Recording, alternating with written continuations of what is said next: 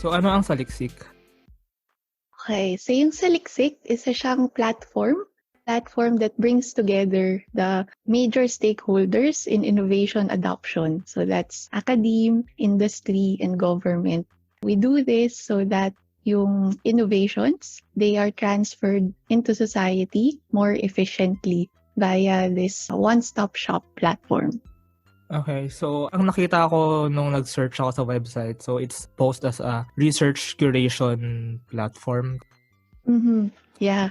Oo, kasi right now, yung dinedevelop naming part ng platform is yung innovation database. So what we do, we receive yung mga research projects from the higher education institutions or HEIs, and then we curate them or we laymanize them in such a way na maiintindihan ng industry. Kasi yun yung isang problem na na-realize namin through market research na pagka kinakausap ni industry yung mga researchers or even government research agencies, they find the way the researches are explained too technical. Kaya parang hindi nila ma-appreciate masyado yung research. Hindi nila ma-connect dun sa company nila or the industry they're in. Okay, so ang weakness ba ay nasa industry side? Like, meron bang weakness sa interpretation? Or ang weakness ba ay nasa research side? Masyadong like complicated? And then you act as a bridge. Tama ba? Okay. So yes, we do act as a bridge. But yung pagiging bridge namin is actually more of empowering the bridges that are already there. Kasi if you look at the HEIs, meron na silang mga tinatawag na TTBDOs or yung Technology Transfer and Business Development Offices. So ito talaga yung mga, kumbaga, broker, no? So yung research sa schools, sila yung naghahanap ng kamatch sa industry. Kaya lang, itong mga TTBDOs right now, they face several challenges as well. So parang noong una, we were trying to be like the TTBDOs, but then we realized, why reinvent the wheel? Eh, meron ng nakalagay na bridge, di ba? So let's just strengthen that bridge. So we provide this service na pwedeng mag-subscribe yung TTBDOs. Parang ganun. Kasi B2B kami, si Saliksik. Okay, so what exactly yung value na pinaprovide nyo dun sa TTBDOs? Right, okay. So from the academic side, yung isa kasing nakikita na problem, one is low TRL, low technology readiness levels of researches that come out of the HEIs. In general, mababa siya, primarily because of this mentality, yung tinatawag na market push versus market pull. So, yung market push, ang nangyayari ngayon, which is yung nangyayari ngayon sa HEIs, innovators or researchers develop solutions, and then once the solution is there, they push it into the market. Interesting. Pero ideally, para tumaas yung TRL ng isang research, gusto natin yung market pull, wherein at the initial stages of the research, dun pa lang sa pag-formulate no research question, pinupull mo na yung market paloob para malaman mo kung relevant ba yung research question na isa-solve mo. Amazing, actually. Amazing. Yeah. So, yun yung isang problem. So, kaya kailangan ng bridge. And then, second, yung TTBDOs, they lack personnel. Lalo na yung sa mga government or state universities, no? Yung mga sa SUCs. So, through Saliksik, we want them to be able to do more with less resources. So we introduce some features into the platform that will streamline the tech transfer processes, yung mga ganun. Sa side ni industry, yung problem na nakita namin is that very decentralized yung mga databases right now. So sa industry, bago siya makapag-adopt ng isang innovation, pupunta siya sa lahat ng institutions, bawat HEI, kumbaga pupuntahan niya, magtatanong siya, ano bang meron na innovation kayo, ganyan na related dito sa industry namin, or pupuntahan niya isa-isa si DOST, si IPOFIL, ganyan.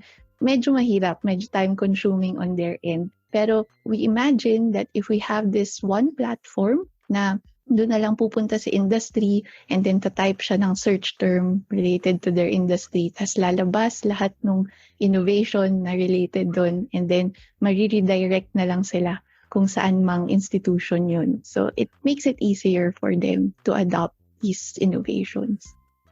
hindi lang siya pala basta bridge actually. Meron din siyang ine-exert na force, like you said nga, making it more market pull. So actually kind of shaping, I think, the direction of research din para talagang ma-support yung demand ng industry or ng people. So People, yeah. question is, how did you find out about this? I mean, I think amazing yung pag-discover nung concept, nung main value nyo. So how exactly did you find out about this problem? Right, okay. Very good question.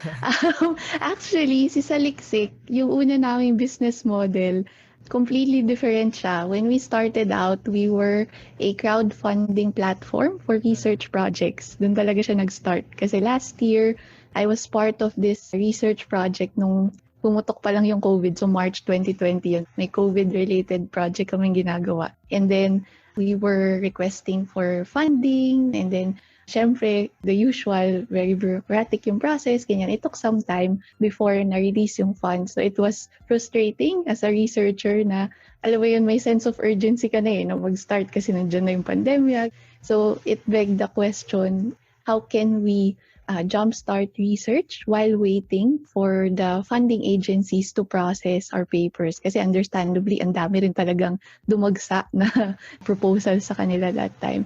So yun, kaya biglang nag-pop out yung what if parang Kickstarter or Indiegogo pero research projects yung kina-crowdfund.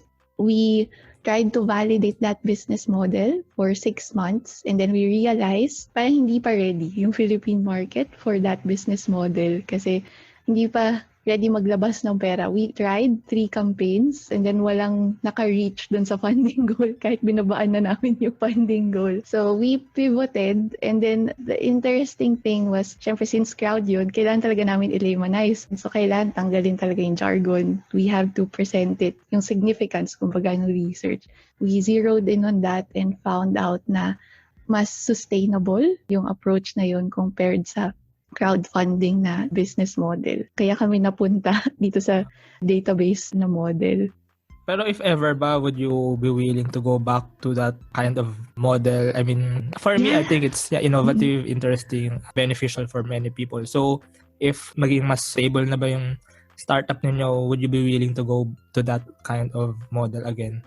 Yes, actually, hindi naman namin siya totally diniscard. Parang pinark muna namin siya until such time nga na mas stable na, kumbaga, yung revenue stream ni Saliksik and then we can go back to that. We can revisit yung crowdfunding na model. Also interested lang, like ano ba yung mga naging campaigns para lang mas concrete? Okay, yeah, sure. Meron, yung first namin campaign was related to COVID. So there was this group of researchers who were developing face masks made from local materials na kumbaga parang kapantay nung N95.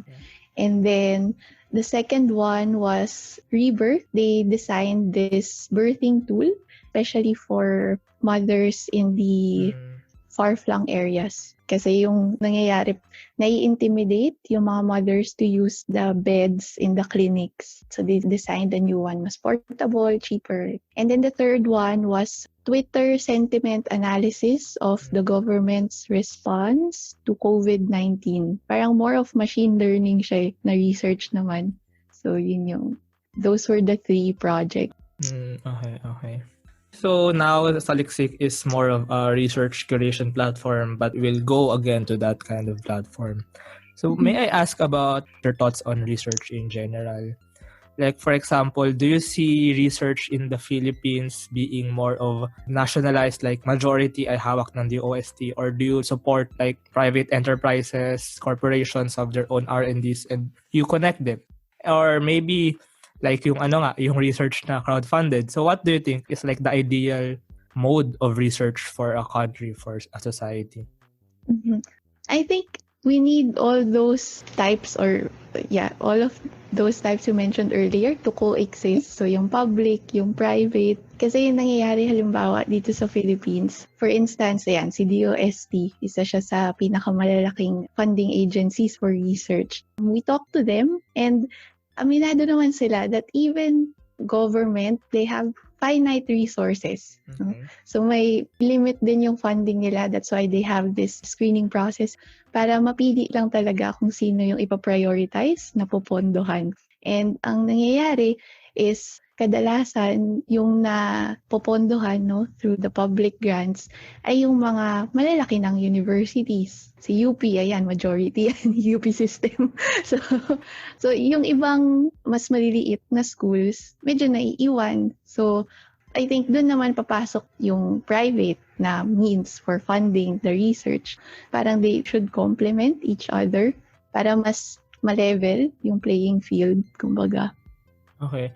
So, doon papasok yung market pool. Like, doon papasok yung market pool force na parang, because we want to collate all the research efforts, but we want to make the research more really for what people demand, more for what people need.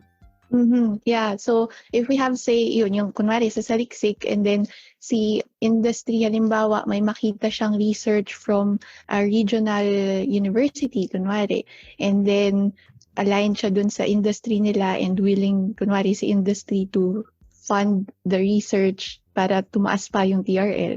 So, at least yung university na yun, hindi na siya aasa lagi dun sa public grant kasi meron na siyang kapartner na industry. So, in that sense, parang yun, na-bridge, kumbaga. Okay, so how much do you think can scientific research help in the alleviation of poverty and inequality? Like, very important ba, or how powerful can research be for that kind of effort?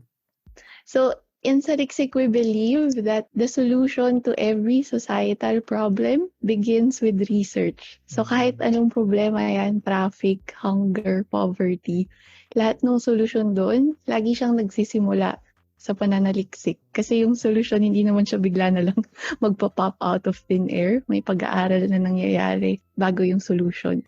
Yun yung take namin on the importance of research in society.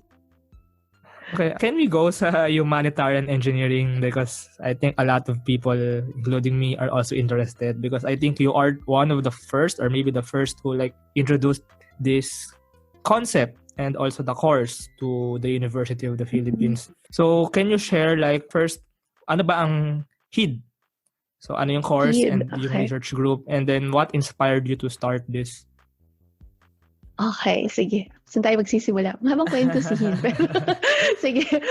Si HID is an acronym, no? It stands for Humanitarian Engineering, Entrepreneurship, and Design. So it's a university-wide research and design group based in UP Diliman that aims to deliver technological solutions to underserved communities in the country. So we started the group in 2017, and then 2018 we offered the HID elective course. And then from then on, we've been parang may spin-off every year. May social enterprise na lumalabas every year. And then what drove me to start HID, actually nung gumraduate ako sa undergrad.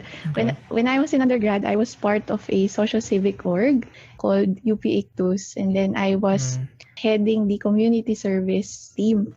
And then when I graduated, sabi ko, gusto kong i-combine yung community service with my training in engineering.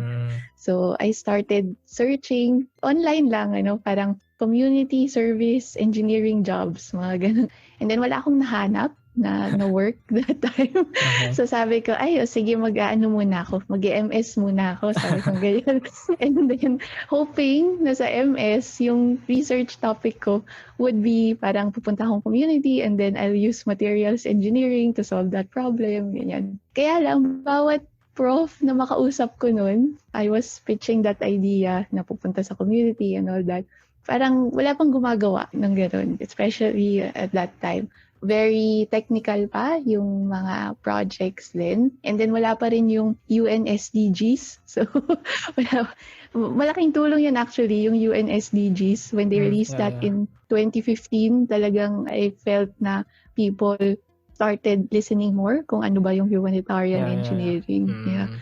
So yun, tinuloy ko pa rin si MS pero ibang topic. But on the side, I would search about Humanitarian Engineering abroad, and then nagko-cold email ako sa mga taong nakikita kong, kunwari, mga civil eng who established this group na gumagawa ng low-cost housing, yung mga ganyan. So, ini-interview ko lang sila on the side. And then eventually, I attended this conference called IEEE Global Humanitarian Technology Conference. And then, yun na yung naging susi ko. Parang I met people there. 2 of them became my mentors, and then they connected me with the right people. And then, yung isa sa mga nakilala ko doon, Canadian siya, kinonect niya ako kay Sir Nestor Tiglao from IEEE. Dalaw si Sir Nestor. So sabi niya, oh, you're into that, you should talk to Nestor, ganyan. So funny lang kasi Canadian pa yung nag-introduce sa amin. And may katabi lang yung triple A. Okay. Ayun, and then nakausap ko si Sir Nestor, pinitch ko sa kanya yung idea of starting this group in UP, pinopromote yung humanitarian engineering, ganyan. So yun, nag-onboard siya. And then around that time then, I met the head of the UP CFA Fab Lab, Fabrication Laboratory. So si Sir Tito naman.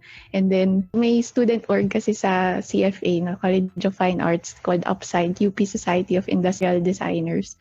And then naka-attend ako ng isang event na nag-talk yung Upside president, and they said service by design yung philosophy nila. So sabi ko, uy, ayan, service daw. So kausapin ko to, ganyan. And then tinanong ko kung sino yung faculty advisor nila. Sabi nila si Sir Tito. So yun, kinausap ko si Sir Tito. So ayan, kaming tatlo yung nag-found nung HID sa faculty side. Sa student side, yung partners namin was yun, si Upside and Engineers Without Borders Diliman. So noong 2017, we came together and we organized the first HID Symposium. Doon na nag-start. Every year may HID Symposium, and then 2018, the course was formed. So yun, doon siya nag-start. Okay, and so now you're doing both these things. You're a part-time lecturer. You're still handling this HID course, and then you're also teaching materials engineering, and you're also a full-time Saliksik startup founder and CEO. Yes, Chief Saliksiker yung tawag namin. Okay, Chief Saliksiker. Okay, so first of all, I want to ask, why did you do this decision from university to a full-time startup founder? And then how easy or how hard is it to do this decision? And right now, do you think it's like the perfect setup for you to achieve the things you want to do? Right, okay.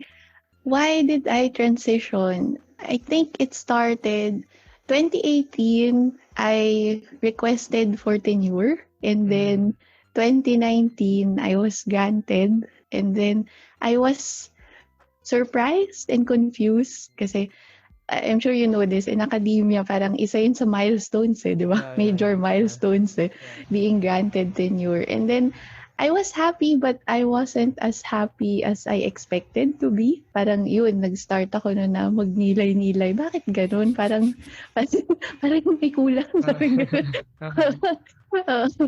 And then I realized na parang may gut feeling na there's something else that I was supposed to do, that somehow the system I was in felt constricting already. Parang ganun yung naging feeling ko. Nothing was wrong with yung the people are great. It's just that really yung system I was in. Siguro one factor din was yung PhD. Okay. Siguro kasi siya sa akin parang love-hate relationship yung yung PhD, kasi of course when you stay in academe, you have to get that degree if you want to go up the ladder, di ba? I have great respect for people with PhD, but then I also know that different people have different ways of learning. Yeah, very true. And then in my case, I was aware na parang imbes na mag-spend ako ng 4-5 years in a PhD degree, parang mas gusto kong i-spend yung time na yun doing things on the ground and then learning on the fly. Parang yun yung mas appealing for me. Kaya I think doon naging constricting yung university system kasi lagi akong pressured. So, I decided to jump into the startup world. So, nagpa-reclassify ako. And then, 2020, yun na. Was it easy or hard? It was very challenging at the beginning. super yung anxiety. Grabe talaga. Okay, okay. Kasi syempre, tenure yung pinakawalan mo. Stable job yun di ba? And then, papasok ka sa startup world. And then, UP was everything I've known. Hindi pa ako nag-work anywhere else aside from UP. So, comfort zone ko siya. And then, here I was, parang, oh no, walang structure, walang anything. I didn't even plan of doing saliksik, di ba? Parang nangyari lang siya when COVID hit. So, mahirap siya at the beginning. Pero I think it's part of entrepreneurship, yung risk-taking, ganyan. And it wasn't as if I was jumping blindly. Ano naman yun? Tinignan ko talaga kung kaya ko ba financially, nag-ano ko kung magkano ba yung ipon ko pag di nag-fly in 1 or 2 years, mabubuhay ba ako, yung mga ganun ba. So, calculated risk naman siya, pero ano pa rin, nerve-wracking pa rin at the beginning. But then, as I went along, when Saliksik was founded, or the team already, and then we were doing validation and all that, I realized that the skills that I learned in academia, in research, very useful siya dun sa startup. Kasi for one, of course, as educators, we love learning, di ba? Parang yun yung ano natin, bread and butter. We love learning new things, ganyan. And in the startup world, I realized learning never stops. Lalo na kung very lean yung team mo, di ba? You find yourself wearing a lot of different hats. I'm reading on HR, I'm studying accounting, I'm studying, alam mo yun, ang dami mong pag-aaralan, hindi ka mauubusan ng pag-aaralan. So, I found that very exciting and very satisfying. Kumbaga yung thirst for knowledge na nasatisfy siya nung startup. And then, yung fact na the whole idea of a startup is really to scale your impact, di ba? To scale the value that you're delivering. And in a way, Saliksik gave me that opportunity to know more researchers in various regions of the country, to engage with other stakeholders, the government, sa industry.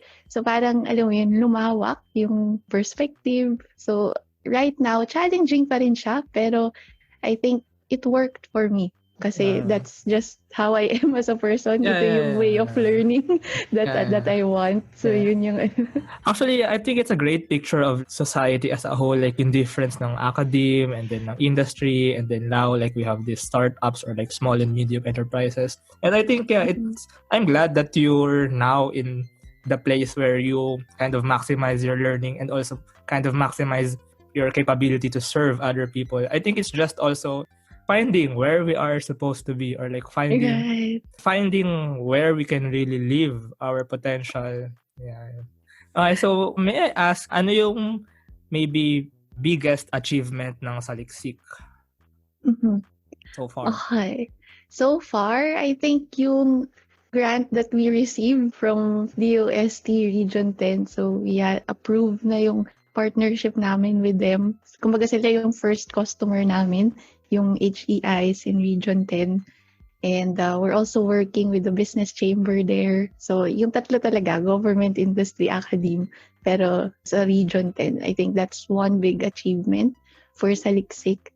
Internally rin, we've been doing this for around 15 months.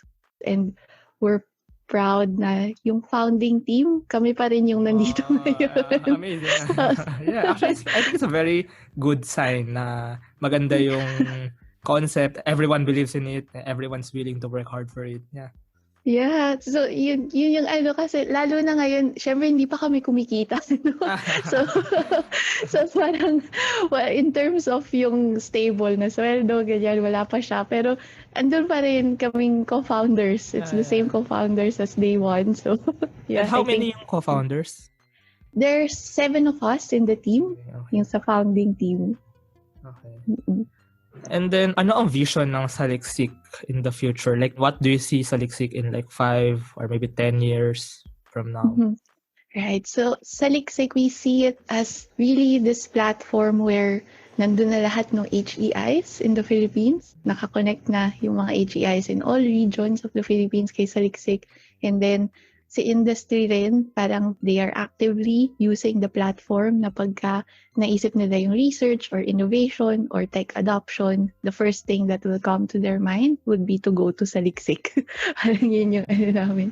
And then maybe 10 years from now or maybe earlier, we don't know, no? Pero we also want to expand the service in the Asia Pacific region first. So maybe in the Southeast Asian region, in countries that also need a stronger research ecosystem. So yeah, yung mga neighbors natin who's also in the process of building their research ecosystem, we want to enter that market as well. Pero yeah, so far, dito muna sa Philippines, we want to penetrate the Philippine market first. Yeah. I think it's a very good idea. I think it's just the implementation and the execution that's waiting. But I think it's a very, very great concept overall. Thank you, Jill, Manapat. Thank you for conversing with me. Thank you, JANNI. Thank you for having me. Thank you.